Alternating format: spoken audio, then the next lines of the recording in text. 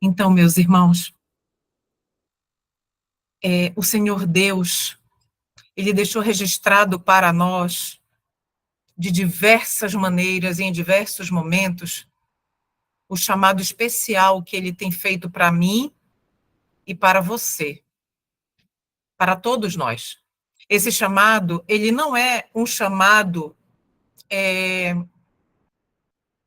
que envolve apenas um aspecto da nossa vida. Então, no decorrer da história humana, que também se mistura, obviamente, com a mensagem bíblica, com a história, a narrativa bíblica, nós vemos que o Senhor Deus sempre teve um povo, um punhadinho, um remanescente. E esse remanescente, esse punhadinho, esse resto, remanescente quer dizer resto, ele sempre levantou com um objetivo específico. O principal objetivo ao levantar um remanescente, um mensageiro remanescente, em meio a um grupo maior que está em apostasia, quando o Senhor faz isso, nada mais é do que ele ter o objetivo de levar o máximo de pessoas possível a uma profunda reflexão, a uma profunda análise de si mesmo. Por isso, a mensagem de hoje é para você individualmente, não é para um povo, não é para uma comunidade, para um grupo, não, é para você. Todas as mensagens que nós estudamos, elas são para nós individualmente. Então, quando o Senhor faz isso, levantando um mensageiro ou um povo com uma mensagem, mesmo ele sendo remanescente, é para levar outros a uma profunda reflexão, a uma mudança de vida, ao arrependimento, a posterior reforma e a um reavivamento espirituais. Nós já temos no canal o vídeo, o estudo, reavivamento e reforma espirituais. Então, é exatamente aquilo. A mensagem dos 3 Elias, que o Senhor Deus deu a eles, ela vem se desenvolvendo numa linha de tempo. O primeiro representante, como os irmãos podem ver aí na imagem, nós temos o primeiro representante, Elias, o tesbita. Nós temos o segundo Elias, que nós vamos ver claramente que é João Batista. E nós temos o terceiro Elias. E o último, não tem mais nenhum depois, o terceiro Elias, que é o povo que está sendo chamado neste exato momento da história da Terra para cumprir uma missão muito especial. Nós vamos estudar de um por um. Sempre vamos ver como o Senhor se direcionou ao primeiro Elias, como o Senhor se direcionou ao segundo e qual é o terceiro. E nós vamos encontrar algo em comum, meus irmãos.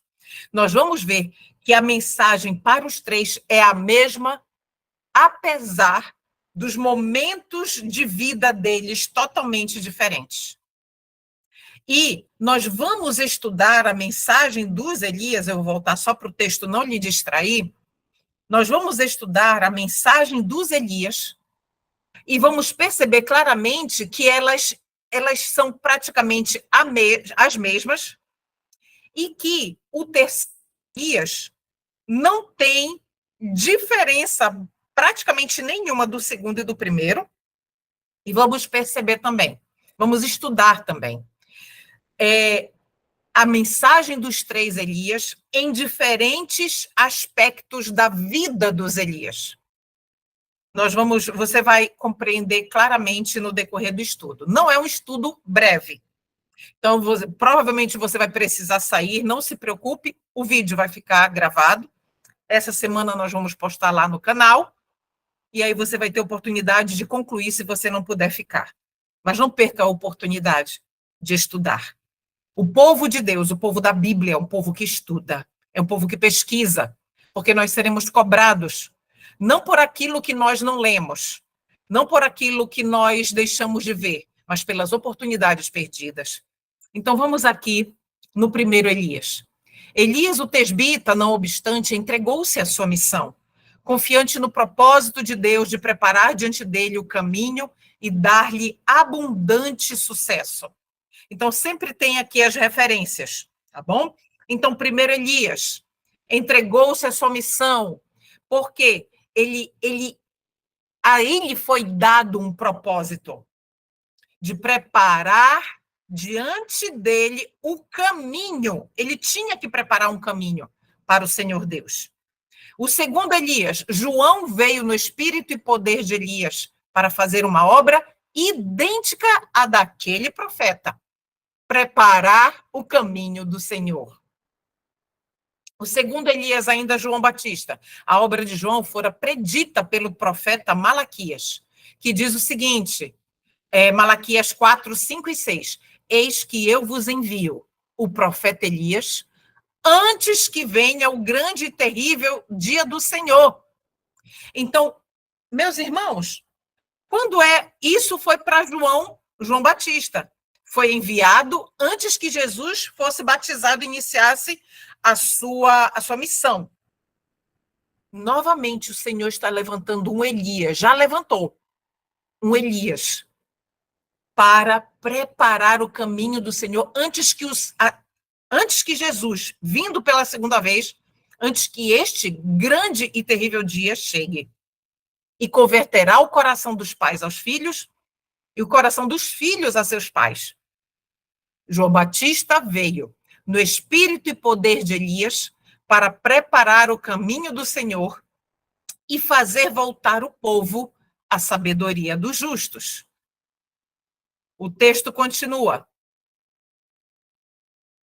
Não, na verdade, o texto não continua. Agora vamos para uma outra situação. Ele, João Batista, era um representante dos que vivem nos últimos dias, aos quais Deus confiou verdades sagradas para apresentar ao povo, preparar o caminho para a segunda vinda de Cristo. Está no livro Temperança, de Ellen White. Meus irmãos, tanto João Batista quanto eu e você, nós fomos chamados para compartilhar com os demais ao nosso redor verdades sagradas. Verdades sagradas que não podem ser guardadas para nós mesmos, por medo disso, por medo daquilo, por não perder isso, por não perder aquilo. Nós vamos estudar isso, inclusive, no decorrer do estudo também.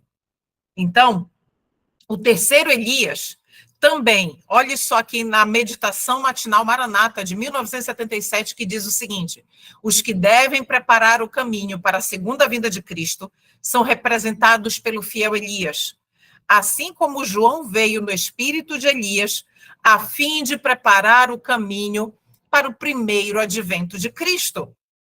A nossa posição como terceiro Elias é a mesma de João Batista. O que foi exigido de João Batista também é exigido de nós. O que foi exigido de Elias, o tesbita, também é exigido de nós. Então, o primeiro aspecto que nós vamos estudar dos Elias vai ser no aspecto missão. Nós vamos ver o que há de comum entre a missão do primeiro, do segundo e nossa missão como terceiro Elias. Primeiro Elias o tesbita. Ninguém, com exceção de Elias, havia que ousasse expor a vida. Meus irmãos, eu gostaria de parar bem aqui. Por quê? Porque ousar expor a vida. Eu não sei se vocês têm o hábito de olhar os comentários nos vídeos de YouTube. Eu não tenho este hábito. Mas, de vez em quando, eu vou lá e olho. E eu vejo os comentários de algumas pessoas que elas poderiam ser mais espirituais, poderiam ter mais tato, poderiam, sabe, se expressar de outra forma mais polida por meio. Eu sou professora de língua portuguesa. Então, quando a gente se expressa pelo meio escrito, então nós temos que ter um cuidado muito maior do que você. Eu estou me comunicando agora de forma verbal com vocês, oralmente. Vocês estão vendo minhas expressões faciais, não é? meus gestos, minha voz, meu tom de voz, mas no texto escrito não existe nada disso. Então, quando um pregador, seja ele quem for, ele vem num vídeo e ele se expõe, ele também está ali se sujeitando a levar pedrada. Não tem jeito. Então, eu e você, como Elias, nós precisamos levar isso aqui em consideração, ousar expor a vida. Levantando-se em oposição à idolatria blasfema prevalecente no Israel. Tá bom? Lembre da história do primeiro Elias, de Elias o Tesbita. O que ele estava ali vivenciando? Isso foi publicado aqui na Review and Herald, mas estava no comentário, também foi publicado no comentário de Ellen White sobre a lição da escola sabatina dos adultos de outubro a dezembro de 2014. Então, eu vou usar várias citações de Ellen White, mas que também estiveram na lição dos adultos da escola sabatina de 2014. Essa é a primeira vez que nós vemos. Mas é isso. Essa é a missão dos Elias. Combater no espírito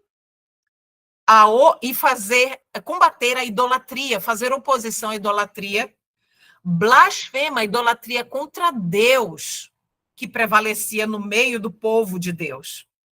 Aqui no livro Oração, de Ellen White, diz assim: embora ele visse evidências de sofrimento e necessidade multiplicando-se por todos os lados, seu coração estava apertado de tristeza, Elias o Tesbita, e desejou poder. Olha o que Elias desejou: poder a fim de produzir uma reforma rapidamente. Ele queria ajudar o povo a cair em si e ver o caminho de morte que eles estavam seguindo. Esse era o coração de Elias. A palavra de fé e poder estava nos lábios de Elias, e toda a sua vida estava devotada à obra da reforma. Sua voz era de quem clama no deserto para repreender o pecado e fazer refluir a maré do mal. Então, isso estava no coração de Elias, constrangendo ele. O texto continua: e conquanto viesse ao povo como reprovador do pecado, sua mensagem oferecia, olhe só, meus irmãos, o equilíbrio do verdadeiro servo de Deus. Ao mesmo tempo em que ele proclamava uma mensagem que repreendia o pecado, ao mesmo tempo a sua mensagem também era um bálsamo de Gileade a toda a alma enferma do pecado que desejasse ser curada. Não aquelas almas, as almas que estão enfermas pelo pecado, mas que decidem permanecer na condição pecaminosa. Sabe qual é a reação delas? Quando o pecado delas é reprovado, elas atacam, elas contra-atacam e se auto-justificam, justiça própria. Elas não param e dizem com uma alma humilde: eu preciso analisar isso melhor. Pode ser que eu tenha estado cometendo um erro, um pecado durante tanto tempo. Eu não consigo ver isso agora, mas eu vou orar para que o Senhor abra os meus olhos se eu estiver errado. Queridos, essa é a posição da alma humilde. Então, para os sinceros, a reprovação do pecado, ela vinha como um ato de amor, um ato de misericórdia de Deus usando aquele servo para alcançá-lo. Ainda o primeiro Elias voltou-se então a Deus e, com a alma atormentada pela angústia, pediu-lhe que salvasse seu povo, se tivesse que ser julgado. Então pediu que Deus retivesse, olha o que Elias fez, que Deus retivesse do seu povo ingrato o orvalho e a chuva, que são as riquezas do céu, para que o Israel apóstata pudesse pedir em vão aos seus deuses de ouro, madeira e pedra, bem como ao sol, à lua e às estrelas, seus deuses, que regassem a terra e a enriquecessem, para que produzisse abundantemente. Qual era a condição do povo de Israel naquela época? A condição do povo era uma condição que eles já tinham se separado de tal forma de Deus que eles não pediam mais em oração a Deus a bênção da chuva e do orvalho, e chamado aqui pela serva do Senhor, na Review and Herald, de as riquezas do céu. O Israel estava se dirigindo aos deuses pagãos. E aí, qual foi o motivo de reter a chuva? Para que eles ficassem muito tempo pedindo, sem resposta, e quando o Senhor Deus se manifestasse, eles pudessem reconhecer que só há um Deus em Israel. Entende? O coração do fiel Elias ficou angustiado, ficou oprimido e pesaroso com a apostasia do povo. Quando lhe vieram à mente todas as grandes coisas que Deus havia operado em seu favor, mas tudo havia sido esquecido por quem, meus queridos? A maioria. Meus irmãos, a maioria, ela nunca está correta. Nunca.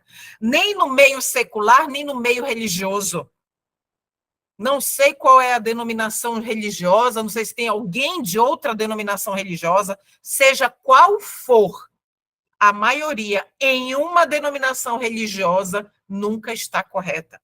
E nem no mundanismo, no secularismo, no mundo secular. Como eu sei? Porque só existe um remanescente. A mensagem ela é dada para todos, mas somente um remanescente permanece. Então, tudo havia sido esquecido pela maioria.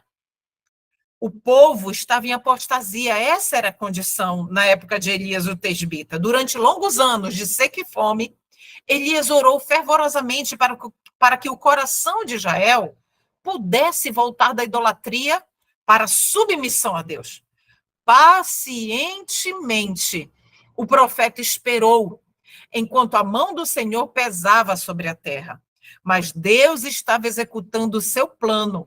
E tudo que seu servo podia fazer, tudo que o servo, o Elias, podia fazer era orar com fé e esperar o tempo para a ação decidida. Era tudo o que podia fazer. Porque nós não podemos, nem eu, nem você... Por exemplo, na nossa família, nós estamos vendo que um filho, um marido, uma esposa está andando em caminho de morte.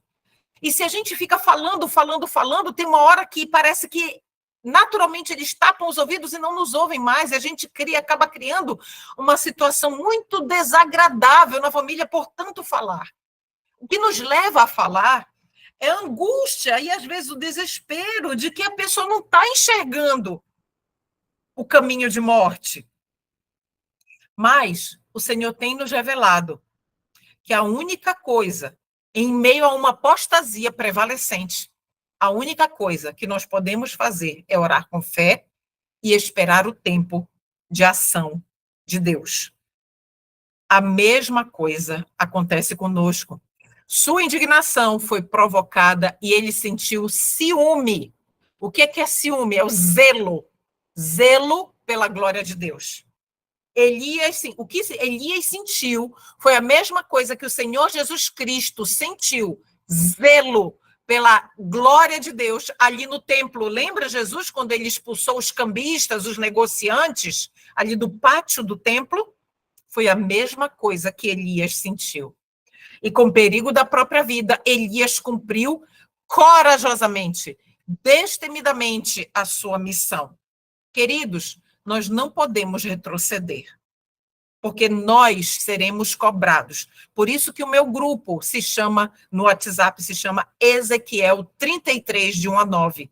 Se você nunca leu, leia a missão do Elias, ali em Ezequiel 33, de 1 a 9, também, que ali o Senhor nos cobrará aquilo que nós silenciamos por conveniência, por comodidade, por não ser atacado, difamado, entende? Com perigo da própria vida, é o que diz aqui o texto. Ele cumpriu sua missão. Com perigo hoje da nossa própria reputação, cumpramos a missão. Vamos agora ao segundo Elias. Nós estamos estudando aqui, neste momento, a missão dos 3 Elias. Agora já vimos do primeiro, vamos agora para o segundo. Deus chamara o filho de Zacarias para uma grande obra, a maior obra já confiada a homens. Queridos, se vocês tiverem oportunidade de ler calmamente Leiam o capítulo 10 do Desejado de Todas as Nações e também, se eu não me engano, o capítulo 22, que fala sobre João Batista. Então, vocês vão compreender muita coisa do que está acontecendo agora, se você ainda não leu, é claro. Então, a maior obra já confiada aos homens foi confiada ao filho de Zacarias.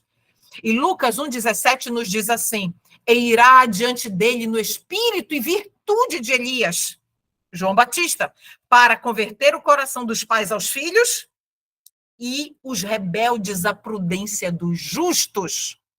Com o fim de quê? Qual é o objetivo de converter o coração dos pais aos filhos e converter os rebeldes à prudência dos justos? Preparar ao Senhor um povo bem disposto, um povo santo, um povo separado. Mateus 3:3. Porque este é o anunciado pelo profeta Isaías, que disse: voz do que clama no deserto, preparai o caminho do Senhor, endireitai as suas veredas. Queridos, quantos e quantos que ouviram a pregação do Batista e depois viram o tempo em que Jesus esteve caminhando durante os 3 anos e meio de ministério na terra, se batizaram no meio daqueles 3.000, quando os discípulos estavam ali pregando depois do Pentecostes, lembram? Então, meus irmãos, a missão dos Elias é preparar o caminho do Senhor. João 3:28, João respondeu e disse: vós mesmos me sois testemunhas de que disse, eu não sou Cristo, mas sou enviado adiante dele. Eu e você, nós somos enviados adiante de Cristo. João devia ir como mensageiro de Jeová para levar aos homens a luz de Deus. Devia imprimir-lhes nova direção aos pensamentos. Devia impressioná-los com a santidade dos reclamos divinos e sua necessidade da perfeita justiça de Deus. Queridos, eu e você, como Elias, nós somos necessitados da perfeita justiça de Deus. A mensagem, no decorrer das eras, o Senhor Deus sempre teve uma verdade presente para aquele tempo. No tempo de Elias, o tesbita, qual era a verdade para aquele tempo? Não haverá chuva enquanto vocês não se arrependerem. Arrependei-vos, reconhecei que Deus é Deus. Voltai ao Senhor. Essa era a mensagem do primeiro Elias. Abandonem os ídolos. Lembram? Qual é a verdade presente para o tempo do segundo Elias, João Batista? Arrependei-vos, abandonem os pecados, porque o reino dos céus está próximo. A vinda do Messias está próxima. Era a verdade presente no tempo do segundo Elias. E qual é a verdade presente agora para mim e para você? A perfeita justiça de Cristo pela fé. A partir do momento, queridos, olha que o texto diz, devia impressioná-los com a santidade dos reclamos divinos. Queridos, meus irmãos, nós só podemos entender a santidade dos reclamos divinos de forma não legalista. Nós só podemos fazer isso se nós estivermos andando com Jesus momento a momento, dia a dia, segundo a segundo, como fez Enoque por 300 anos. Se nós não fizermos isso, meus irmãos, nós não entenderemos claramente a mensagem da justiça de Cristo que nos é dada apenas pela fé. Essa é a verdade presente, a perfeita justiça de Deus para este tempo, para nós, o terceiro Elias. João devia assumir a posição de reformador. Eu e você também. A nossa posição é de reformador, contudo, não é uma posição legalista. Reforma pela reforma. Toda e qualquer reforma, meus queridos, ela é motivada por um grande amor a Cristo. E é natural. É algo que ocorre não de forma planejada, eu vou fazer isso, depois isso, depois... Não. É movida por muito amor. por entender o que Cristo fez por nós e o que Ele espera de nós. Nós precisamos ter a vida de Cristo. Nós vamos entender melhor em alguns textos mais adiante. Satanás temeu pelo seu reino na época de João Batista, sentiu que a voz, soando no deserto como som de trombeta, levava pecadores sob seu controle a tremer. Quando João Batista falava, o que concedia? Eu analisei por muito tempo, eu tenho certeza que os irmãos também, mas eu analisei assim por muito tempo o que conferia a João Batista tanto poder quando ele falava.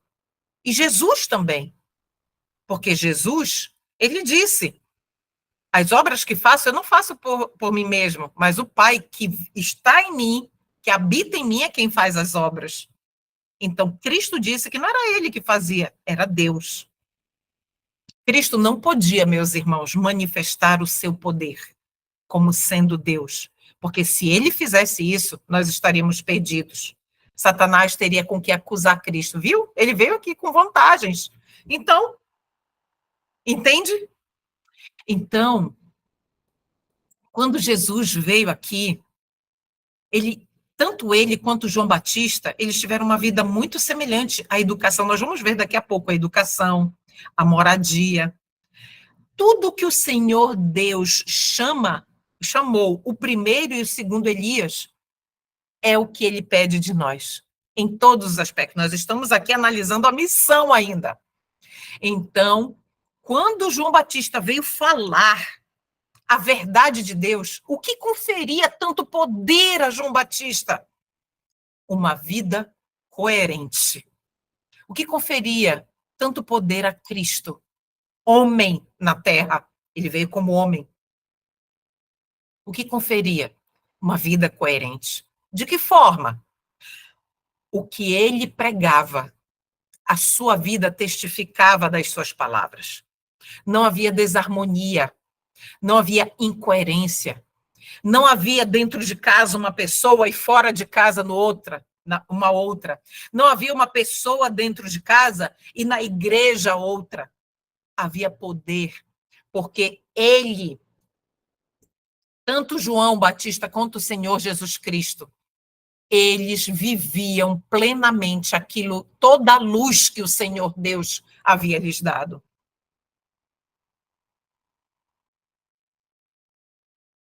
João Batista ainda estava disposto a ir como mensageiro do céu, não atemorizado pelo humano, pois contemplara o divino. Lembra? Ele foi ousadamente. Então, ele não temia, porque a missão foi dada, e era uma missão de vida ou morte para muitas pessoas. Podia ficar ereto e destemido em presença de governantes terrestres, porque se prostrara diante do Rei dos Reis. João Batista via seu povo enganado, satisfeito consigo mesmo, isso não lhe parece alguma coisa? E adormecido em pecados. Queridos, a história se repete. A história, ela não é linear, ela faz loopings.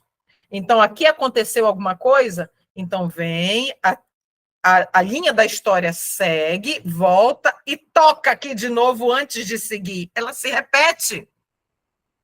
Então, a história da humanidade, ela tem sido essa. Tem sido essa. Um povo enganado, vê se você reconhece, satisfeito consigo mesmo, adormecido em pecados. João Batista anelava despertá-los para uma vida mais santa. Santa quer dizer separada. A mensagem que Deus deu ao Batista destinava-se a acordá-los da letargia e fazê-los tremer por sua grande iniquidade. Entre a discórdia e o conflito, ouviu-se uma voz no deserto, voz vibrante e severa, determinada. Sim, mas olha o equilíbrio, mas plena de esperança. Lembra Elias o Tesbita? Ao mesmo tempo que ele denunciava os pecados, ele levava a mensagem dele, era um bálsamo para aqueles que queriam abandonar os seus pecados. De novo, segundo Elias, voz vibrante e severa, sim, mas plena de esperança. Isso nos ensina a mim e a você. Irmãos, se nós formos usar o chicote da palavra de Deus ou do espírito de profecia, que nós usemos esse chicote em nós mesmos. Eu errei por muito tempo ao tentar, de forma legalista, aplicar esse chicote a outras pessoas. Essa determinação ela precisa haver, a coragem e a ousadia, sim, mas plena de esperança. É assim que nós precisamos levar a mensagem, antes que venha o grande e terrível dia do Senhor. Arrependei-vos, porque é chegado o reino dos céus. Com o espírito e poder deste, denunciava a corrupção nacional e repreendia os pecados dominantes. Suas palavras eram claras, incisivas e convincentes. Lembra? Uma vida coerente. As multidões reunidas em torno de Cristo tinham testemunhado a obra de João. Haviam-lhe escutado a destemida repreensão do pecado. Aos fariseus, cheios de justiça própria, os líderes religiosos, aos sacerdotes saduceus, ao rei Herodes e sua corte, príncipes e soldados, publicanos e camponeses, a todos falara João com igual franqueza. Todos precisam receber a mensagem. Todos, sem exceção. João não era uma cana trêmula agitada pelos ventos do louvor ou preconceito humanos. Na prisão, foi em sua lealdade para com o Senhor e seu zelo pela justiça, o mesmo, igualzinho, que ao pregar a mensagem de Deus no deserto.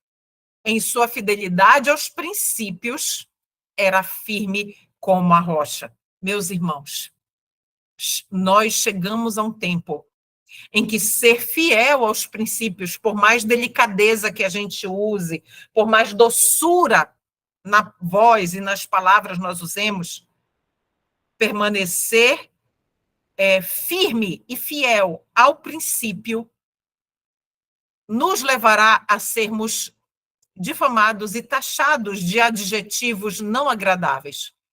Mas nós precisamos decidir se permaneceremos firmes como a rocha ao princípio ou não, para agradar homens ou para agradar Deus.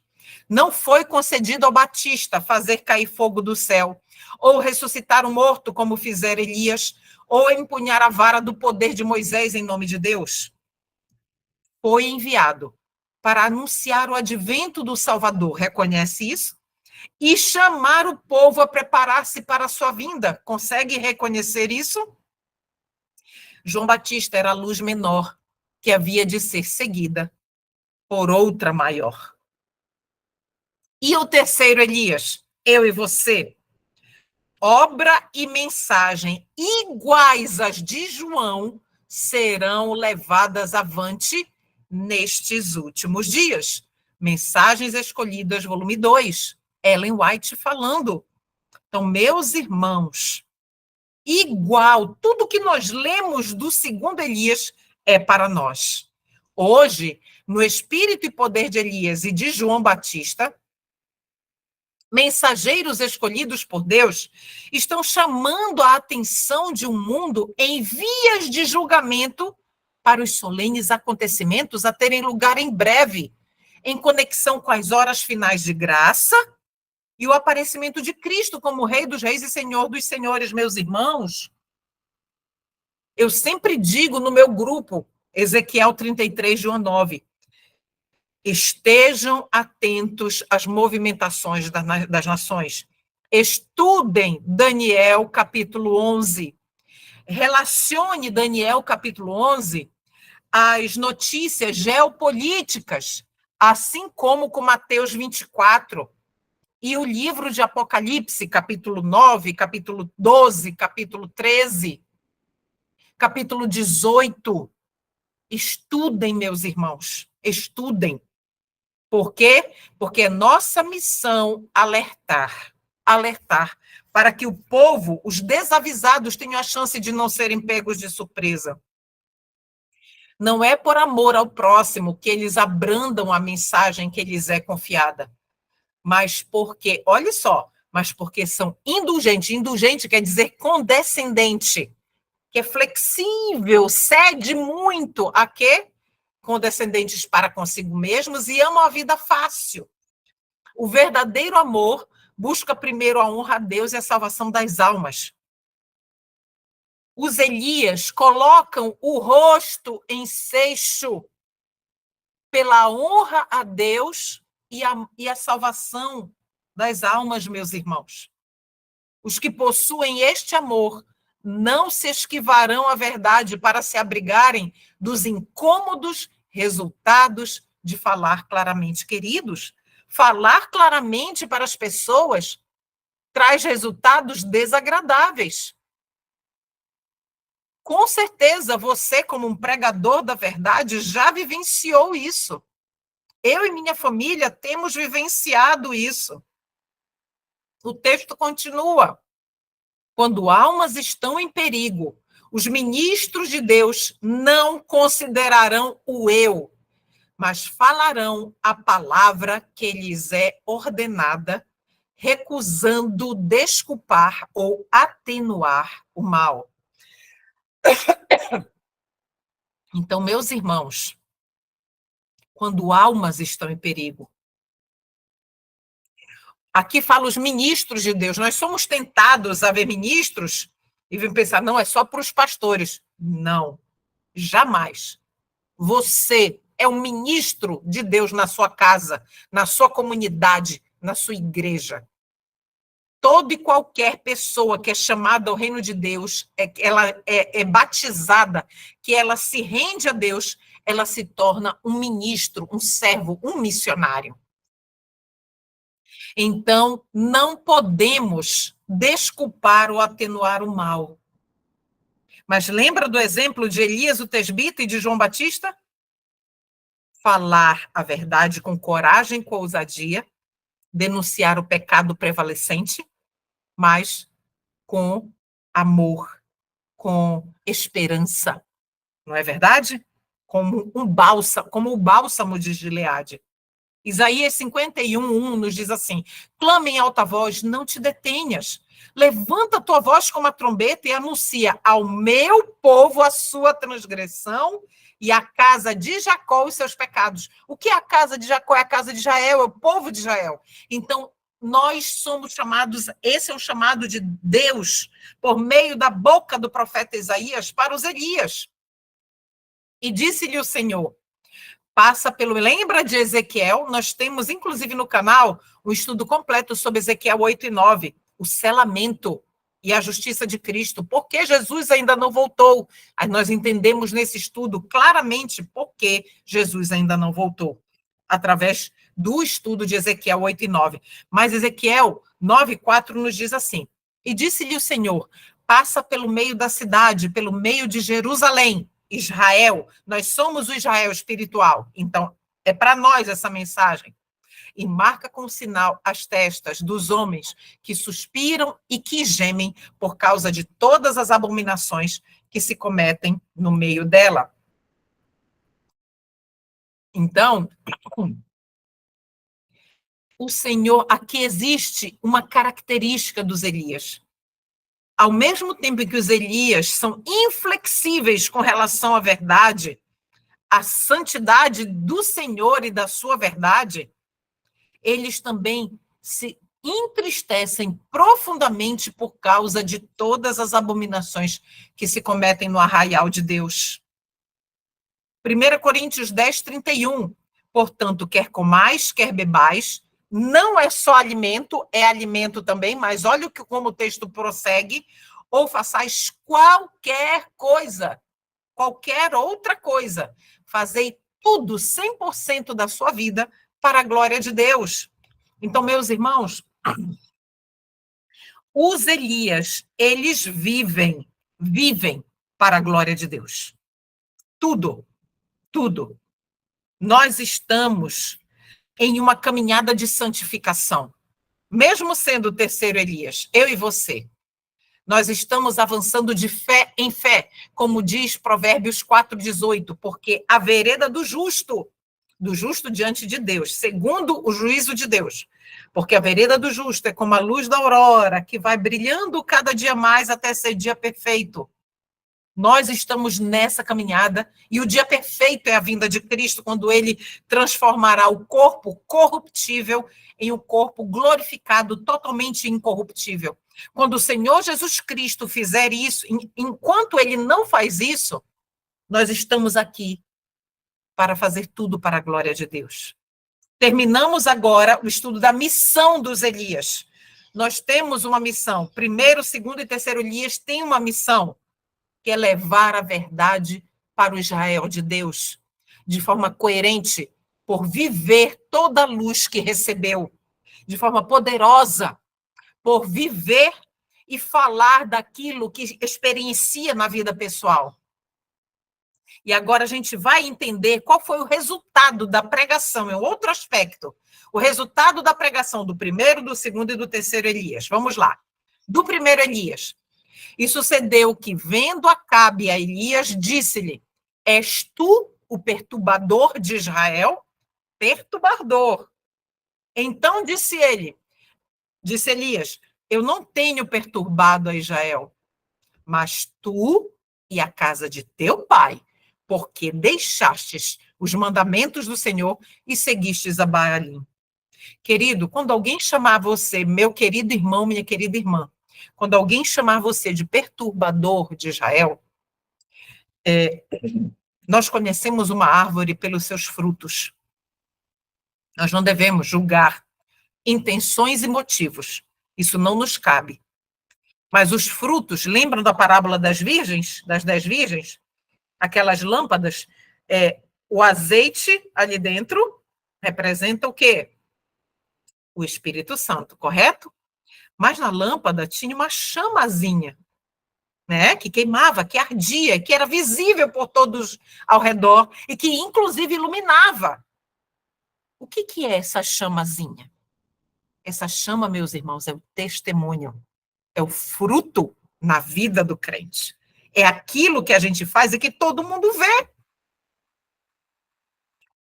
Então, quando alguém falar para você que você é um perturbador de Israel, veja os frutos. Não para você acusar e rebater e entrar em controvérsia, em embate e discussão, não. Mas para acalmar o seu coração. Porque as acusações, meus irmãos, elas causam muito sofrimento quando nós não estamos preparados. Então, lembre disso. Lembre disso e tenha paz no amado. Tenha paz no amado. Os temores de alguns foram despertados. Primeiro Elias, tá bom? Resultado da pregação dele. O que o resultado da pregação do primeiro Elias causou? Temores de alguns foram despertados. Mas, em geral, a mensagem celestial foi recebida de que forma? Com escárnio e ridículo. Quando se leva uma determinada mensagem de arrependimento nos púlpitos dos templos das igrejas, muitas pessoas chegam e dizem: esse daí é um fanático, só prega espírito de profecia, não sabe viver outra coisa, só sabe falar disso, e disso, e disso, e disso. Mensagem recebida com escárnio e ridículo. Lembra? A história se repete. Jezabel recusou inteiramente. Quem era Jezabel? Era a figura religiosa e política da época, junto com seu marido. Jezabel recusou inteiramente reconhecer a seca como juízo de Jeová. Decidida em sua determinação de desafiar o Deus do céu, uniu-se com aproximadamente quem, meus irmãos? Eu deixei até marcado aí de azul. A líder apóstata pagã uniu-se com aproximadamente todo o Israel, meus irmãos. Milhões de pessoas em denunciar Elias como a causa de toda a sua miséria. O próprio povo de Elias, adventista do sétimo dia da época, se uniu à líder apóstata para denunciá-lo como a causa de toda a miséria que estava acontecendo ali. Não vai ser diferente agora, meus irmãos. Não vai ser diferente. Agora vamos para o segundo Elias, o resultado da pregação do segundo Elias. A intensidade do pecado foi revelada de tal maneira que os homens ficaram alarmados. Olha o resultado da pregação. E alguns, pelo arrependimento de seus pecados, encontraram o favor de Deus e obtiveram poder moral para resistir às suas tentações. Queridos, alguns, qual é a chave, queridos? Arrependimento. Quando vem a mensagem, o Senhor nos confronta. O nosso eu é confrontado com a mensagem vinda do céu. E aí nós só temos duas decisões: aceitar e arrepender, ou se justificar, recusar e combater. Só tem essas duas opções, meus irmãos. Então, essas pessoas que tiveram o arrependimento, Deus concedeu a elas poder moral para resistir às tentações. Toda a nação se comoveu como resultado da pregação do Batista. Multidões afluíam ao deserto. Queridos, imagina a cena grandiosa. Multidões ali ouvindo o Batista. Então, a mensagem do Batista, do segundo Elias, era poderosa demais. Muitos, atenção agora, muitos dos escribas e fariseus foram ter com ele. Muitos dos líderes adventistas da época atentaram à mensagem do segundo Elias, confessando os pecados e pedindo batismo. Lembram do primeiro Elias? Quando Elias, a gente vai ler daqui a pouco, quando Elias disse: Senhor, todos me abandonaram, estou só eu só. Foi quando o Senhor Deus disse a ele: não, Elias, ainda existe 7.000 que não dobraram seus joelhos a Baal. Então, existem líderes religiosos que estão, sim, vivendo à luz da mensagem pura de Deus e que não dobraram e que sofrem, choram e gemem de ver a apostasia predominantemente agora no Israel espiritual. Então, olhe só, aqui está no Desejado de Todas as Nações, no capítulo 10. O texto continua, vamos lá. Sob a influência das penetrantes palavras de João, os ouvintes sentiam-se convictos. Convictos de quê? Convictos dos seus pecados e da necessidade de arrependimento e de mudança de vida. Chegavam-se a ele com a interrogação: que faremos, pois? Que nem a pergunta: o que eu farei para herdar a vida eterna? Agora que eu vejo que eu sou pecador, que eu tenho esses pecados, que a minha vida é inaceitável, está do jeito que está, é inaceitável para adentrar ao céu, o que eu devo fazer? Esse é o humilde de espírito. Bem-aventurados os humildes de espírito, pois deles é o reino dos céus. Entendem, meus irmãos? Muitos deram ouvidos às suas instruções.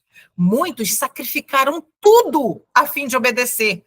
Na mensagem do segundo Elias, do Batista, multidões seguiam a esse novo mestre de um lugar para outro, e não poucos nutriam a esperança de que fosse o Messias.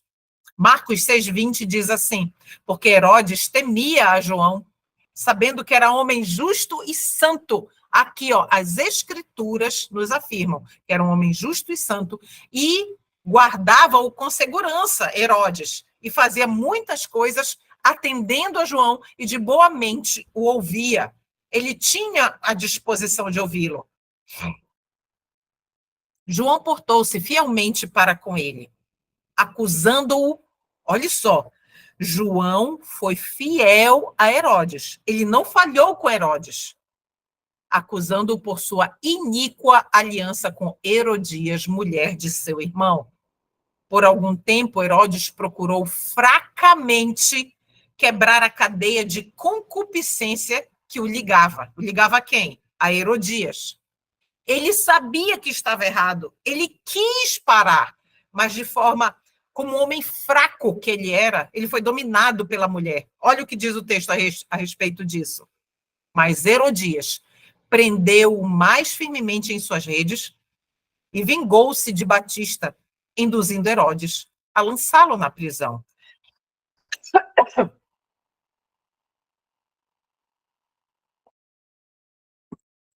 Os fariseus calaram-se por algum tempo, mas apenas se tornaram mais decididos em sua inimizade.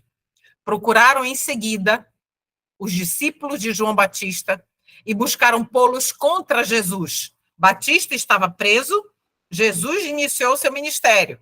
E os fariseus tentaram causar ali uma controvérsia, uma desconfiança entre os discípulos. Esses fariseus não haviam aceito a missão do Batista. Apontaram-lhe escarnecedoramente a vida de abstinência.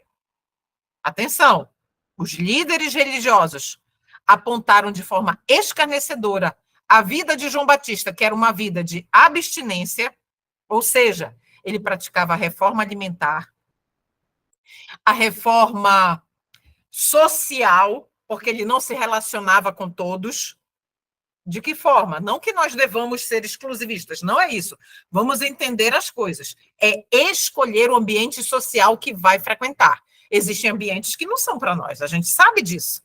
Então, ele praticava a abstinência, né? A abstinência, inclusive na sua moradia, nós vamos estudar daqui a pouco a moradia dos Elias, como é que o Senhor diz que deve ser a moradia dos 3 Elias. Eles apontavam, os fariseus, os líderes religiosos do Israel, os hábitos simples do Batista, a sua vestimenta aqui ordinária, quer dizer simples, a saia comprida, a saia decente, as roupas decentes, modestas, e o declararam quê? Fanático. A história se repete.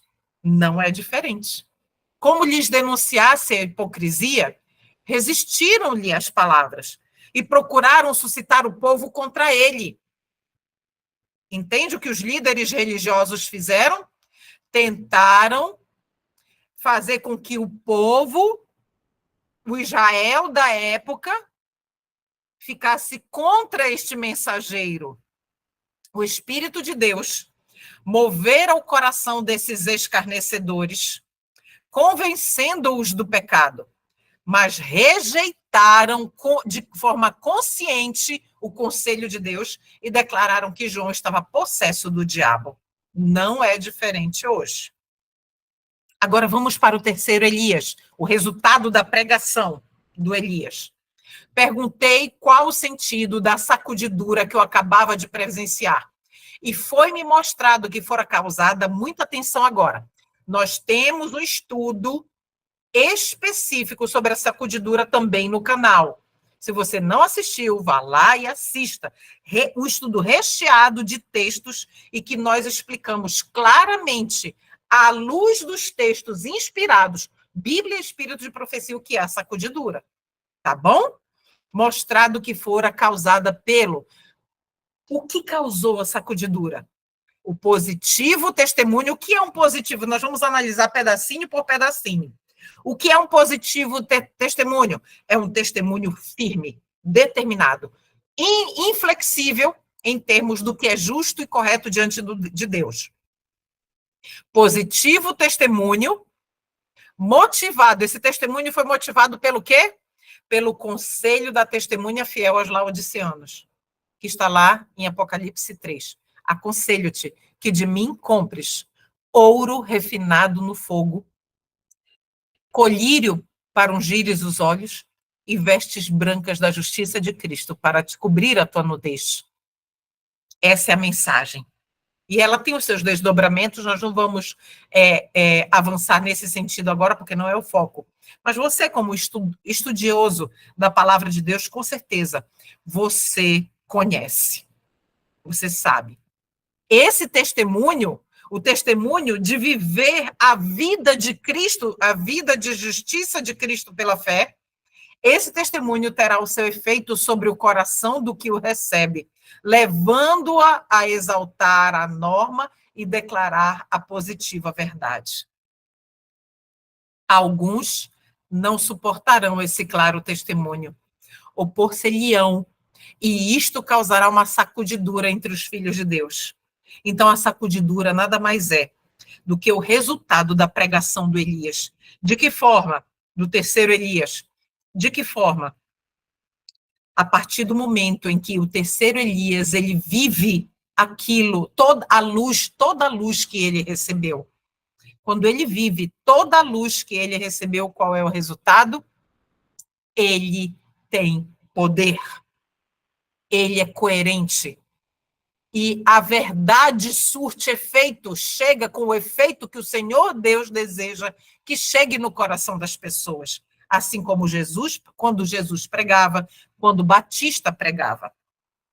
O espírito da perseguição, nós estamos aqui no resultado da pregação do terceiro Elias agora. O espírito da perseguição não se acenderá contra aqueles que não têm ligação com Deus. E por isto mesmo não possuem força moral. Queridos, que não têm ligação com Deus não têm força moral. E eles não serão perseguidos. Esse espírito de perseguição se levantará contra os fiéis, contra os que não fazem concessões ao mundo, e também contra aqueles que não se deixam abalar por suas opiniões, pelas opiniões do mundo, pelos favores do mundo ou pela oposição do mundo. Uma religião que dê vivo testemunho em favor da santidade e que repila o orgulho, o egoísmo, a avareza e os pecados em voga, será odiada pelo mundo e por quem mais? Pelos cristãos superficiais. É por isso que muitas pessoas simples e humildes que procuram viver, e às vezes, quando têm oportunidade de pregar, elas são taxadas de tantos adjetivos tão tristes. Mas já estava predito. Quando sofreis reproche, reproche é reprovação. Quando sofreis reproche e perseguição, estais em excelente companhia, é o que diz a serva do Senhor. Pois Jesus suportou isso tudo e muito mais. Se sois fiéis sentinelas de Deus, estas coisas são para vós um elogio. São as almas heróicas que permanecem fiéis, ainda que sozinhas, que conquistarão a coroa imperecível. Meus queridos, neste tempo, o Senhor Deus está preparando o terceiro Elias para ficar só. Não com uma comunidade ao seu redor, mas para ficar só. Bem-aventurados sois vós, em Mateus 5, 11 e 12, quando vos injuriarem e perseguirem, e mentindo, muita atenção, mentindo, diz a palavra de Deus, essas pessoas estão mentindo, disserem todo mal contra vós, por minha causa. É Jesus falando. Exultai e alegrai-vos, porque é grande o vosso galardão nos céus, porque da mesma forma perseguiram os profetas que foram antes de vós. Encerramos o resultado da pregação dos três Elias. E vimos que é sempre a mesma coisa que vai acontecer como resultado da pregação fiel e coerente da mensagem de Deus, da mensagem do céu. Nós vamos agora analisar como o Senhor espera que seja a espiritualidade dos três Elias. Do primeiro Elias. 1 Reis 18, 21 nos diz assim: então Elias se chegou a todo o povo e disse: até quando cocheareis entre dois pensamentos? Se o Senhor é Deus, seguiu. E se Baal é Deus, então segui Baal. Então, aqui a mensagem do Elias é: assuma uma posição. Assuma. O grande perigo para nós hoje é que o Senhor nos chama de mornos. Fica entre o Senhor Deus e entre Baal. Baal, quando nós adoramos ídolos, hoje ídolos já não são mais de pau e pedra, não é verdade? Hoje o ídolo pode ser um filho, pode ser um cônjuge, pode ser uma propriedade, pode ser um emprego, pode ser um cargo na igreja, pode ser, enfim, um objeto que você tem, uma posse. Então, o Senhor Deus hoje nos chama, por meio do primeiro Elias também, a nós nos decidirmos quem é o nosso Deus. O segundo Elias, a espiritualidade do segundo Elias. Esse mensageiro, que é João Batista, tem que ser santo, separado. Isso está no desejado de todas as nações. Precisa ser um templo para a presença do Espírito de Deus. Deveria ser, por forma tal, capaz de dominar as suas faculdades, que pudesse estar entre os homens tão inabalável ante as circunstâncias ambientes, como as rochas e montanhas do deserto. Exatamente como Daniel, quando estava ali, adolescente, quando ele chegou em Babilônia. Ele não condescendeu, dominou suas faculdades e estava ali inabalável ante as circunstâncias ambientes. Assim devemos ser nós. Quando estamos entre os parentes ímpios, nós abrimos exceções para nós não sermos julgados por eles como extremistas, fanáticos, exagerados, radicais, ou até mesmo no junta-panelas. Nós comemos além do que e misturamos tantas e tantas coisas porque estamos com muita fome. Meus irmãos, é chegado o tempo de nós dominarmos nossas faculdades. E não somente, não somos nós por nossas próprias forças, porque para nós, para muitos de nós, isso é impossível. Mas o Senhor Jesus Cristo é capaz de nos dar a vitória pela fé e nos tornarmos inabaláveis ante as circunstâncias ambientes. Satanás não pôde afastar João Batista de sua integridade em nada, meus irmãos. Desconfiava de suas forças. O Batista desconfiava, olha a mensagem para mim e para você. Desconfiava de suas forças para resistir à tentação e fugia do constante contato com o pecado. Não viesse a perder o sentimento de sua inexcedível culpabilidade. Queridos, João em nenhum momento se achava santo. Ele estava vigilante contra si mesmo. Ele via e confessava os seus pecados. Como é que a gente sabe? Olha, a palavra de Deus não cita nenhum dos pecados de João. Claramente assim. Mas a palavra de Deus diz que todos pecaram e destituídos estão da glória de Deus. Quando o Senhor Deus fala todos, são todos. Entra todos Enoque, entra todos João Batista, entra todos Moisés, né? Meus irmãos, contudo, qual era a diferença desses homens a ponto de Enoque ser levado para o céu, Moisés ser levado para o céu e João Batista ser considerado justo? Este coração aqui, humilde e dependente do Senhor. Ele desconfiava das suas forças, fugia do constante contato do pecado e ele pedia que o Senhor não tirasse dele a sensação de culpa do pecado, assim, não de culpa do pecado, mas do que o pecado faz conosco, né? Se bem que habitando no deserto, não estava livre de tentações, queridos, nós podemos ir e nos isolar e viver como eremita. Não estaremos ali livres de tentações do mesmo jeito, porque o mundo jaz no maligno. Olha o que ele fazia, cerrava quanto possível toda a entrada a Satanás. Não obstante, assaltava-o ainda o tentador. Sua percepção espiritual, porém, era clara. Atenção, o texto continua. Desenvolver a resistência de caráter e decisão. E mediante o auxílio do Espírito Santo, olha só, João Batista não por suas próprias forças. Auxílio do Espírito Santo, ele era habilitado a pressentir a aproximação de Satanás e resistir-lhe ao poder. Isso está lá no desejado de todas as nações. Meus irmãos, nós podemos clamar que isso seja uma realidade na nossa vida. Que nós tenhamos a sensibilidade espiritual tão aguçada,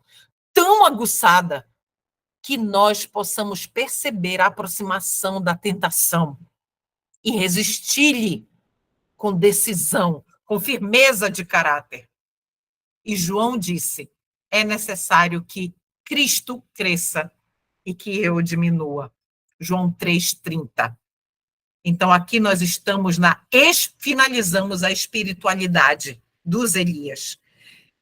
É a mesma espiritualidade que Deus espera para todos nós, inclusive nós que somos o terceiro Elias. Vamos aqui agora, meus irmãos, elogio. Meus irmãos, muita atenção aqui. A serva do Senhor nos diz assim: ergo minha voz de advertência contra louvar ou lisonjear os pastores. Muito claro aqui. É uma advertência que o Senhor Deus nos faz de louvar. Não podemos louvar nem lisonjear, elogiar os pastores. Olha o que ela diz. Vejo o mal, o extremo mal dessa atitude. Nunca falem palavras de louvor aos pastores diante deles. Exaltem a Deus. Respeitem o pastor fiel ou pregador fiel. Reconheçam as suas responsabilidades e busquem aliviá-las, se possível. Mas não os elogiem, porque Satanás está vigilante para fazer ele mesmo essa espécie de trabalho. Meus irmãos, agora vamos para o terceiro Elias. Pela veste nupcial da parábola é representado o caráter puro e imaculado que os verdadeiros seguidores de Cristo possuirão. Foi dado à igreja que se vestisse de linho fino, puro e resplandecente. Apocalipse 19:8. Sem mácula, nem ruga, nem coisa semelhante. O texto continua.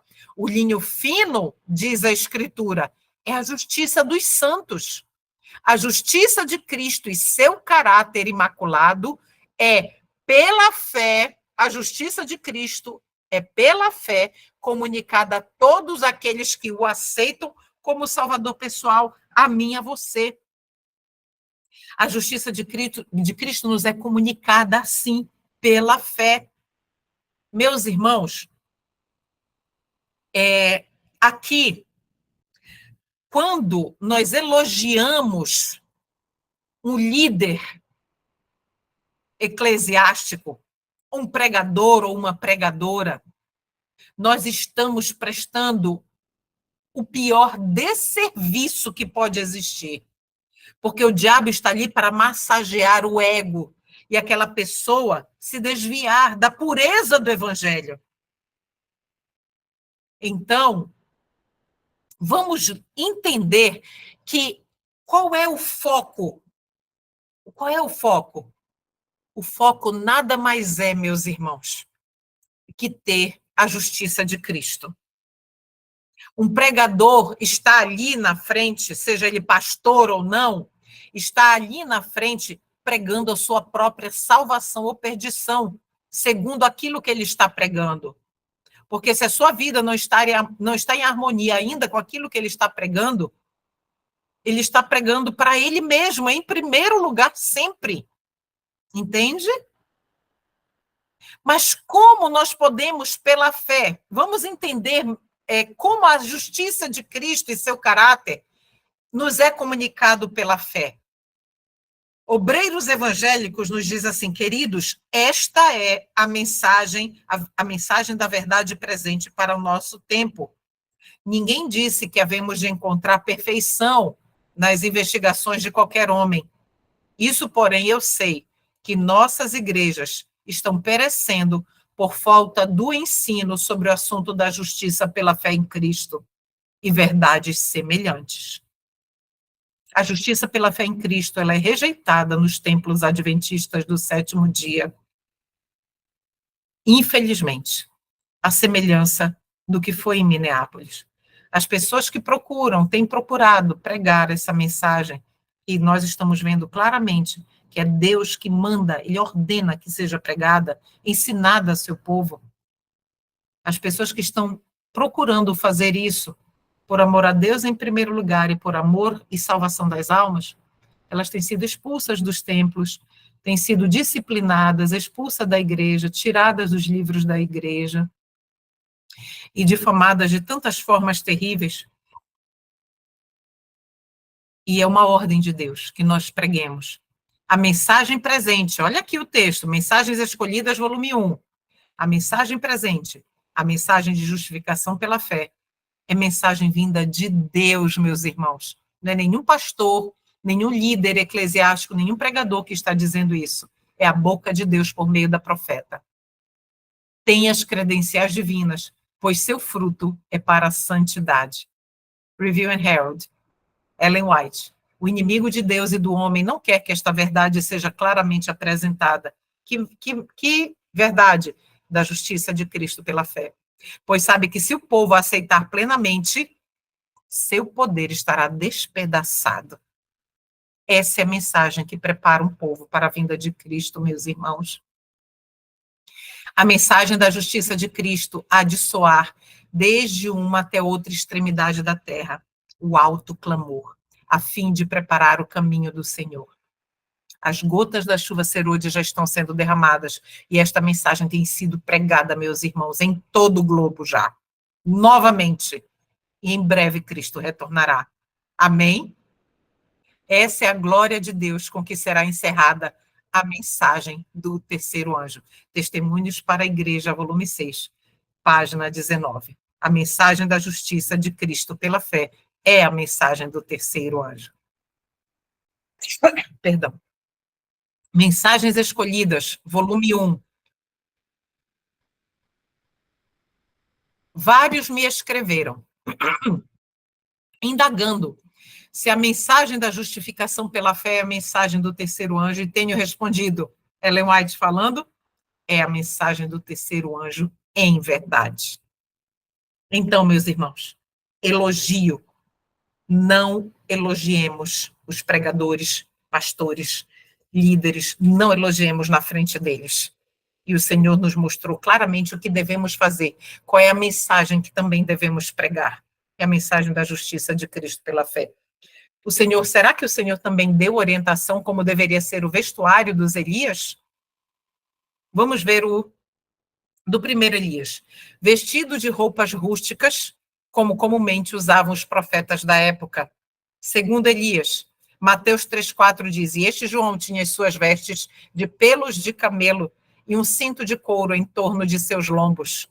A simplicidade do vestuário do Batista, feito de pelos de camelo, era uma permanente reprovação, extravagância e exibição dos sacerdotes judeus, dos líderes religiosos da época, bem como do povo em geral. O povo de Israel em geral, os adventistas da época, se ocupavam muito com essa questão da exibição do vestuário e da extravagância, né? Por sua simplicidade de vestuário, João Batista devia constituir uma repreensão para a sua época. O singular aspecto de João fazia a mente dos ouvintes reportar-se aos antigos videntes, aos videntes profetas. Nas maneiras e no vestuário, assemelhava-se ao profeta Elias. A gente está aqui no segundo Elias, João. João fora chamado a reprovar os pecados e excessos de seu tempo. E seu singelo vestuário e vida abnegada estavam em harmonia com seu caráter e missão. Ricos trajes e os luxos da vida não constituem a porção dos servos de Deus. Para mim e para você, muita atenção. Mais dos que residem nas casas dos reis, os dominadores deste mundo, aos quais pertencem seu poder e riquezas. Aqui está no capítulo 22. Do desejado de todas as nações. E agora para nós, o terceiro Elias, vamos ver? Os que viajam pelo caminho estreito. Será que somos nós? Não se vestem como a multidão do caminho largo.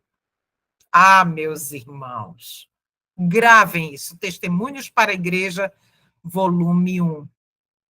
Os que viajam pelo caminho estreito não se vestem como a multidão do caminho largo.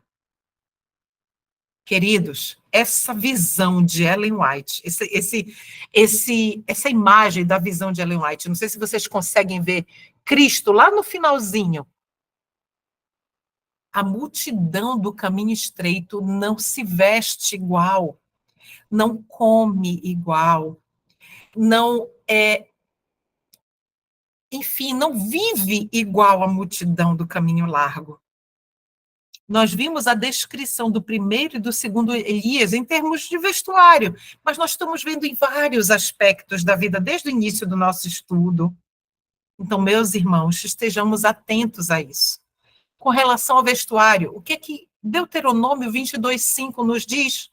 Não haverá traje de homem na mulher, e nem vestirá o homem roupa de mulher, porque qualquer que faz isto, olha só, qualquer mulher que veste roupa de homem, e qualquer homem que veste roupa de mulher, abominação é ao Senhor Deus. E aí entra as calças, que são os tabus na igreja hoje, lamentavelmente. Mas é Deus falando, meus irmãos. No meu grupo, Adornados por Cristo, que é o grupo de modéstia que eu tenho, a gente faz o estudo, já fizemos o estudo sobre a calça, eu postei vários. E que não é para mulher, é simples assim, não tem o que debater, o que falar.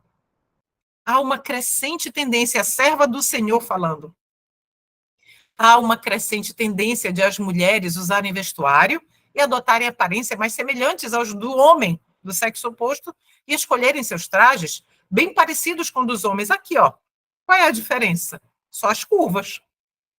Mas Deus declara que isso é o quê? Abominação. Qual é a diferença? Se a gente tapar assim e olhar só as pernas da cintura, olhar só da cintura para baixo, não tem diferença alguma. Abominação. Simples assim.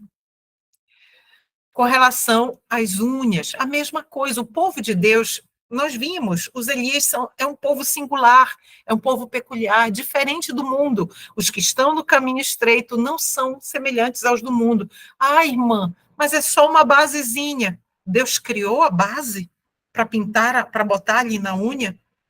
Ele fez isso? Ou isso é vaidade? Não estou acusando ninguém, mas eu estou chamando a uma reflexão, sim. O que lhe motiva a fazer isso? Olha Levítico 19:28, muito claro, meus irmãos. Não fareis lacerações na vossa carne pelos mortos. Tudo bem. O texto continua. Nem no vosso corpo imprimireis qualquer marca. As pessoas falam disso aqui, isso é tatuagem. Unha não é o corpo? Quando a gente pinta, não está marcando o corpo? Não é verdade? Então, meus irmãos, muito claro, não tem o que discutir. Aqui nós temos, no manual da igreja, devemos evitar o uso de cosméticos que não coadunam com bom gosto e com os princípios da modéstia cristã. Que cosméticos? Olha só. O uso de maquiagem no ambiente de adoração é um agravante. Por quê? Porque chama a atenção para a pessoa, é uma expressão de vaidade. A atitude no culto de adoração deve ser de humildade e introspecção. Simplicidade. Os Elias são simples, meus irmãos. Exatamente como Jesus. Ah, irmã, agora a irmã está realmente pegando pesado, né, irmã? Não, meus irmãos, vamos analisar? Olha o que diz 1 Coríntios 6, 19 e 20. Ou não sabeis que o vosso corpo é o templo do Espírito Santo, que habita em vós, proveniente de Deus, e que não sois de vós mesmos, porque fostes comprados por bom preço. Glorificai, pois, a Deus no vosso corpo e no vosso espírito, os quais pertencem a Deus, ou seja, tudo pertence a Deus. Então, a escolha do meu calçado, ela é para a glória de Deus. Então, este calçado, o que ele faz com a mulher? Primeiro, ele nos força a manter uma postura sensual. Já começa aí. O design dele é sensual. E o corpo, a nossa saúde, ela fica extremamente comprometida com o salto alto. Então, não sabeis que o vosso corpo é templo do Espírito Santo para a sua reflexão. Então, o Senhor Deus nos apresenta, tanto nós, homens ou mulheres, ele nos apresenta duas mulheres. A mulher de Apocalipse 17:4 e a mulher de Apocalipse 12:1. Cabe a nós decidirmos, mulher é igreja, cabe a nós decidirmos quem nós seremos. Muito simples. E os homens, a mesma coisa. Aquelas calças justas, curtas e justas, sapatos sem meia, né? Os ternos acinturados, justos para ficar o contorno do corpo em evidência. O princípio ele é o mesmo para homens e mulheres. O caráter de uma pessoa é julgado pelo aspecto do seu vestuário. Diz Ellen White no livro Educação, página 248. Então, meus irmãos, nós estamos agora no aspecto vestuário dos Elias. E aqui eu gostaria de compartilhar com vocês algumas fotos de irmãs que decidiram honrar a Deus na prática de várias atividades do dia a dia, como a prática da caminhada, por exemplo, como a prática de trabalhar numa horta com o vestuário correto, um vestuário que honre a Deus, um vestuário que não impeça os movimentos, mas que também não deixe o corpo à mostra. Há mulheres que dizem assim: ah, mas quando eu vou para a roça, a saia me atrapalha, por isso que eu uso calça. Eu moro na roça, eu trabalho no mato e eu uso saia. Não me atrapalha de forma alguma. Percebam, meus irmãos, como a saia, inclusive, ela nos protege. Ela nos protege quando tem outras pessoas ao nosso redor. Aqui eu compartilho foto de outras irmãs de uma igreja do interior de Minas Gerais, que foi tirada há alguns anos, e essas irmãs, elas estão vestidas de forma modesta, e que é possível nós nos vestirmos de forma elegante, mesmo na prática de esportes, e também mantermos os princípios da modéstia cristã no vestuário. Vamos agora para a saúde dos Elias. O que o Senhor Deus nos tem revelado? Do segundo Elias, a fim de cumprir sua missão, João Batista deve ter sã constituição física, bem como resistência mental e espiritual. Era, portanto, necessário que regesse os apetites e paixões. Então, olhe só, o que o Senhor direcionou, falou do segundo Elias, é o que ele fala de nós. Nós precisamos ter o quê? Sã constituição física, porque a partir disso nós vamos ter também resistência mental e espiritual. Nós sabemos que nós não estamos, nosso corpo ele não é compartimentado. Aqui separado está o espiritual, aqui está o mental, aqui está o físico. Não, nós somos um todo harmonioso. Quando nós estamos com sã constituição física, mental e espiritual, o Senhor nos permite também reger nossos apetites e paixões. O segundo Elias, e este João alimentava-se de gafanhotos, eu coloquei aí entre colchetes, alfarrobas e mel silvestre. Por quê? Porque existe uma citação, vamos ler primeiro aqui embaixo. Olha só, a parte em azul aqui embaixo.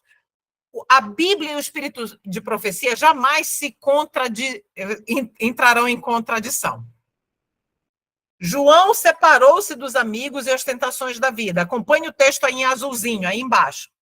A simplicidade de seu vestuário, feito de pelos de camelo, era uma permanente reprovação à extravagância e exibição dos sacerdotes judeus, bem como do povo em geral. Já lemos isso. Agora vamos para o regime.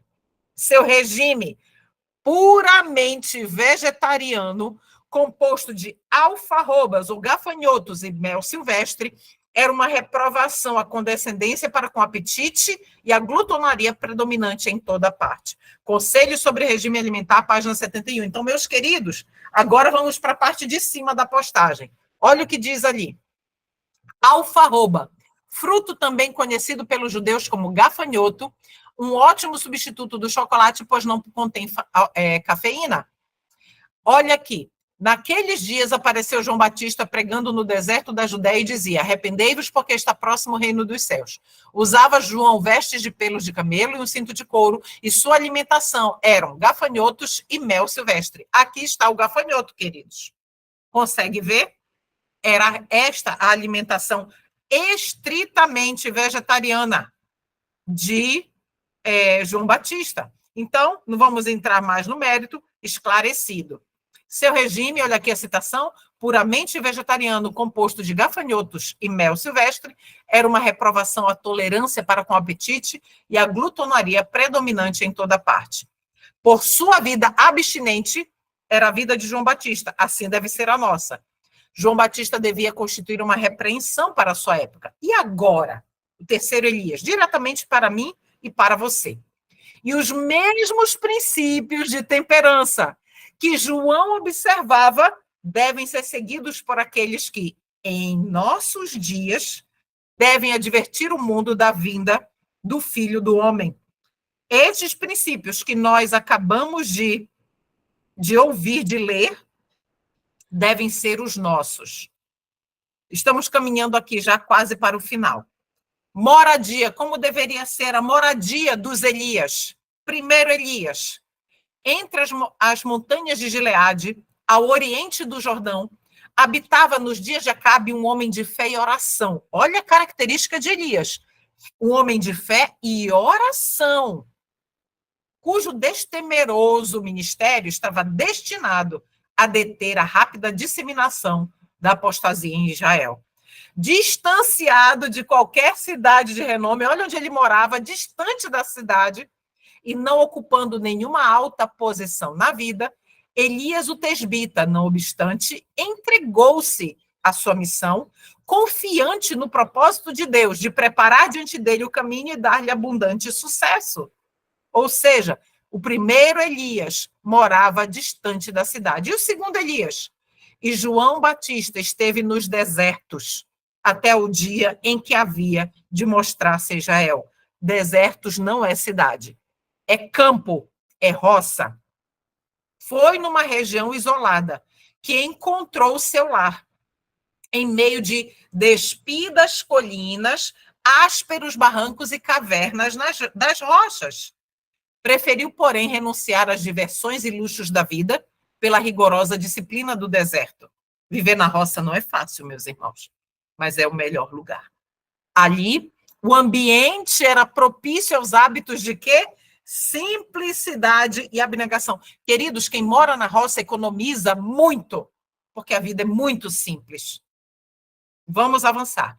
Não perturbado pela agitação do mundo, porque ele morava na roça, no campo, poderia estudar as lições da natureza, da revelação e da providência. Ou seja, o livro da natureza estava aberto para João Batista, assim como a Bíblia e o espírito de profecia.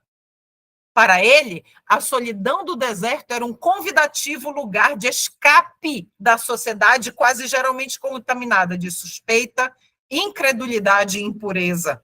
João encontrou no deserto sua escola e santuário. Agora vamos para mim, para você, o terceiro Elias. De acordo com a luz que me foi dada, insisto com o povo para que saia dos grandes centros populosos. Nossas cidades estão se tornando cada vez mais ímpias e cada vez mais se torna evidente que os que desnecessariamente nelas permanecem fazem-no pondo em perigo a salvação de sua alma. Repetidas vezes, tem o Senhor dado instruções de que o nosso povo deve tirar suas famílias das cidades para o campo, onde poderão cultivar seu próprio mantimento. Isso é imprescindível nesses dias, pois no futuro o problema de comprar e vender será bem sério. Devemos começar agora a atender às instruções que a miúde nos têm sido dadas. E quais são essas instruções? Sair das cidades para as zonas rurais, onde as casas não são aglomeradas, ou seja, não é comunidade um pertinho do outro, e onde estareis livres da interferência dos inimigos. Muito importante, irmãos. Vida no Campo, livro Vida no Campo, página 15. Página 21 do mesmo livro. Num tempo como este, deve o povo que procura guardar os mandamentos de Deus procurar lugares afastados, longe das cidades e longe dos litorais e dos rios. Outra vez dizemos, saí das cidades. Não considereis uma grande privação terdes de ir para as colinas e montanhas, mas buscai esse retiro, onde podereis estar sozinhos com Deus, para aprender sua vontade e seu caminho. Meus queridos, eu preciso dar esse testemunho agora para vocês, porque o Senhor colocou fortemente no meu coração. Cada um de nós aqui, nós temos nossas lutas. Muitas pessoas entram em contato comigo e com meu marido, nos dizendo, irmão, irmã, eu quero sair, mas o meu marido não quer. Ele tem apegos, ele não quer deixar o emprego, ele não tem fé suficiente, ele isso, aquilo. Geralmente as mulheres têm o despertamento, os esposos, os maridos, eles às vezes são realmente bem resistentes à mensagem de Deus. Não ao apelo da esposa, mas à mensagem de Deus. Então, nós passamos alguns meses devido a uma limitação de saúde, meu esposo, graças ao bom Jesus, ele pôde operar a coluna, mas nós foi necessário que nós passássemos alguns meses na cidade. E, meus queridos, tendo morado na roça, tendo que passar alguns meses na cidade, não é a mesma coisa, é exatamente isso. É estar sozinhos com Deus. No campo, na roça, não tem distração. A cidade, meus queridos, é cheia de facilidades e distrações. Nós, quando chegamos na roça, nós não tínhamos plantação ainda, nós não tínhamos nada ainda plantado que nos permitisse nos alimentar da terra. Então, nós íamos à cidade de 15 em 15 dias, logo que nós nos mudamos. Então, nós comprávamos os mantimentos para 2 semanas. Só que a gente vai consumindo, a gente faz o cálculo e vai consumindo. E na inexperiência inicial, e eu sou responsável pelos mantimentos, pela montagem dos mantimentos na nossa casa, a administração, então, nos primeiros, acabava antes do prazo da gente ir na cidade, e a gente precisava ir antes. Mas nós fomos, ao longo do tempo, fomos fazendo os ajustes, mas, de qualquer forma, vai acabando. O perecível, não, mas o não perecível vai acabando. E nós chegamos e fizemos o seguinte acordo: acabou, mas nós só vamos tal dia. E nós passamos a ser o quê? Controlados ali nos mantimentos, entende? Isso nos ensina grandes lições também, irmãos, porque vai chegar um tempo em que nós não vamos ter abundância, e que nós vamos ter que nos satisfazer com muito pouco. O livro Grande Conflito nos diz que nós vamos ter que a nossa maior luta, depois que a porta da graça se fechar, e que nós estivermos passando pela angústia de Jacó, nós vamos ter que, o nosso maior obstáculo, o que mais vai nos causar sofrimento, é que nós vamos ter que passar pela fome, pelo cansaço e pela demora. Vamos ter que suportar isso. Fome, cansaço e demora. Ou seja, se nós vamos passar por um período de fome, quer dizer que nós não vamos ter abundância de alimentos. Entende? Então, esse retiro nas colinas e montanhas, olha que a orientação é colinas e montanhas, na medida do possível, colinas e montanhas. Buscar esse retiro para estar sozinhos com Deus e aprender sua vontade e seu caminho. Em vez de morar onde só se podem ver as obras dos homens, cidade, onde o que se vê e ouve frequentemente sugerem pensamentos maus, onde a balbúrdia e a confusão produzem fadiga e desassossego, e ide para um lugar onde possais contemplar as obras de Deus. Buscai tranquilidade de espírito na beleza, quietude e paz da natureza. O texto continua. Descanse o olhar nos campos verdejantes, nos bosques e colinas. Erguei os olhos ao céu azul, não obscurecido pelo pó e fumaça das cidades, e aspirai o ar celeste revigorador. Eu vou dar uma pausa bem aqui. Eu estou agora na casa dos meus pais, em Belém. E nós moramos numa cidadezinha no interior de São Paulo que fica 3 horas de Guarulhos. Então, eu precisei ir para Guarulhos para poder pegar o avião e vir para cá. A nossa cidadezinha, assim, o ar é maravilhoso, você sente a pureza ali, a altitude é bem alto, nós moramos na montanha. Mas quando a gente vai chegando, pega a Dutra, que vai chegando em São Paulo, a gente vê claramente no horizonte a poluição. É impressionante. Então, olha, aspirai o ar celeste e revigorador. Ide para um lugar onde, separados das diversões e extravagâncias da vida de cidade, possais ser companheiros para vossos filhos, tendo tempo de convivência com eles, ensinando-os a conhecer a Deus mediante suas obras e preparando os filhos para uma vida íntegra e útil. Educação. Como deve ser, nós vimos aqui, finalizamos moradia dos Elias. Agora vamos para a educação do segundo Elias, segundo a ordem natural. O filho de Zacarias teria sido educado para o sacerdócio. A educação das escolas dos rabis, no entanto, tê-lo-ia incapacitado para a sua obra. Queridos, as escolas dos rabis eram as escolas adventistas. Se você envia o seu filho hoje para a escola adventista, a possibilidade dele se perder, ela é tremenda. Ai, mãe, está falando mal da instituição? Não! Eu sou educadora. Eu sou professora há 31 anos. E eu trabalhei na escola adventista, trabalhei na escola particular, trabalhei na escola pública, dei aula para crianças desde o baby class até a universidade e para a educação de jovens e adultos, ou seja, dei aula para todos e em vários ambientes. E, queridos, não tem diferença entre a educação do mundo e a educação das escolas confessionais. Eu não vou falar só da adventista, não. É da escola presbiteriana, da escola batista. Não há diferença, meus irmãos. Isso não é falar mal, isso é constatar um fato. Muito simples. Deus não mandou João Batista para os mestres de teologia para aprender a interpretar as escrituras. O que é que o Senhor fez? Chamou ao deserto, a fim de aprender acerca da natureza e do Deus da natureza. João Batista era sempre observador interessado no que se passava no mundo. João Batista, meus queridos, ele morava no campo, mas ele não era alienado. Ele estava, digamos, usando uma linguagem atual, antenado com o que acontecia na sociedade, no mundo ao seu redor. De seu quieto retiro, o que é que ele fazia? Vigiava o desdobrar dos acontecimentos. Ele estava por dentro da geopolítica da atualidade da época.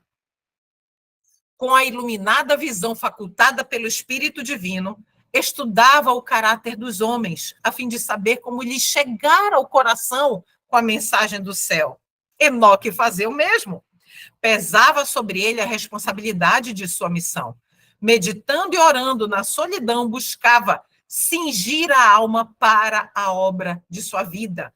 Então, queridos, as faculdades de teologia, a educação adventista da época teria incapacitado João Batista e Jesus Cristo para a obra deles. E nós, o terceiro Elias? Vamos lá. O menino Jesus não se instruía nas escolas das sinagogas. Não necessitava da educação obtida de tais fontes, pois Deus lhe servia de instrutor. Desviado dos profanos métodos do mundo, adquiriu da natureza acumulados conhecimentos científicos. Toda criança pode adquirir conhecimento como Jesus adquiriu. Basta que tenha pais tementes e convictos da modalidade educacional que os filhos destes últimos dias devem ter. Educação no lar, longe das escolas que contaminam o caráter, que pervertem o direito. As escolas de seu tempo, com sua maneira de engrandecer coisas insignificantes e amesquinhar as grandes coisas, Jesus não as procurou. Sua educação foi recebida das fontes indicadas pelo céu. Que fontes são essas? Primeiro, trabalho útil.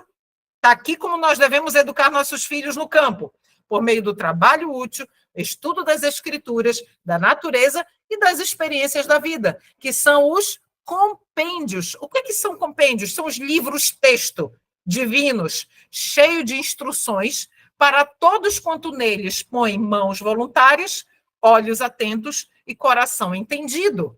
A Ciência do Bom Viver, página 400. E vamos aqui para a socialização. É o penúltimo tema. Como os Elias devem se socializar? Segundo Elias, João Batista preferiu, porém, renunciar às diversões e luxos da vida pela rigorosa disciplina do deserto. Ali, o ambiente era propício aos hábitos de simplicidade e abnegação. Nós vimos anteriormente, estamos reforçando agora. Está no capítulo 10, do Desejado de Todas as Nações. Então, a rigorosa disciplina do campo, meus irmãos, nos ensina várias coisas. Ensina a nós e nossos filhos a resolver problemas sem depender da cidade, sem depender de outras pessoas.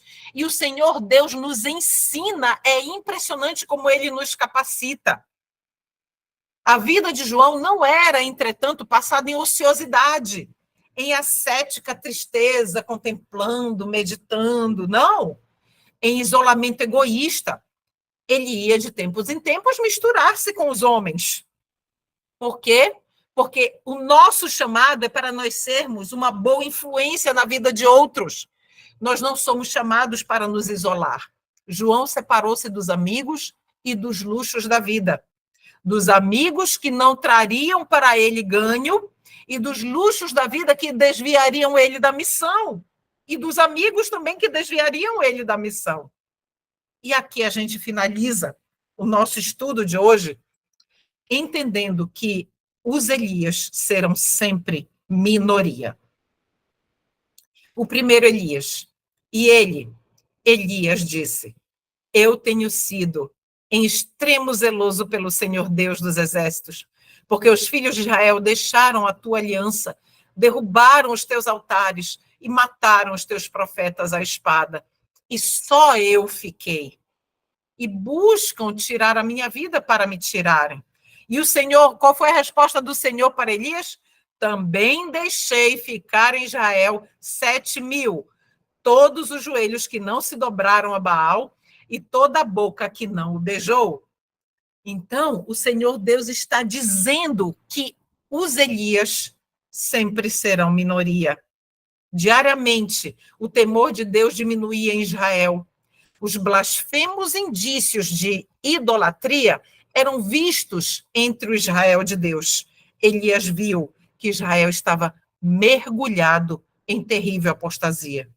A história se repete. Nós vemos isso atualmente também. Então, meus irmãos, esta série de estudos põe tua casa em ordem. Essa frase, você sabe de onde veio essa frase? É da Bíblia, do livro de Isaías. Põe tua casa em ordem. Nós precisamos, meus irmãos, pôr nossa casa em ordem. A nossa casa espiritual. Precisamos viver de acordo com toda a luz que o Senhor Deus nos concede.